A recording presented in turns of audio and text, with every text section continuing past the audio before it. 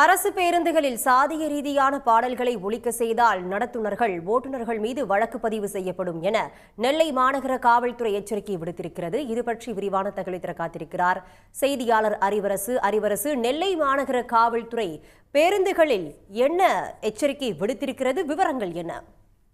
அதாவது திருநெல்வேலி, தென்காசி, தூத்துக்குடி, கன்னியாகுமரி உள்ளிட்ட மாவட்டங்களுக்கு நெல்லை மாவட்டத்தில் இருந்து பேருந்துகள் இயக்கப்பட்டு வருகின்றன.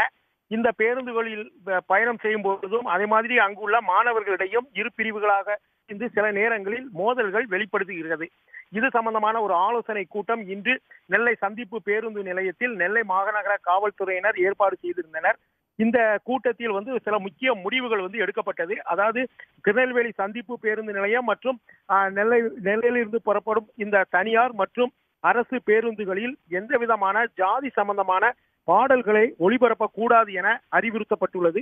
மேலும் இந்த பேருந்துகளில் மாணவர்களிடையே சிறிய மோதல்கள் வந்தால் உடனடியாக மாநகர காவல்துறையினருக்கு உடனடியாக தகவல் தெரிவிக்க வேண்டும் என்றும், அதே மாதிரி பேருந்துகளில் கஞ்சா உள்ளிட்ட போதைப் பொருட்கள் கடத்துவது சம்பந்தமாக சந்தேகம் இருந்தால் கூட உடனடியாக காவல்துறைக்கு தகவல் தெரிவிக்க வேண்டும் என இந்த கூட்டத்தில் அறிவுறுத்தப்பட்டுள்ளது.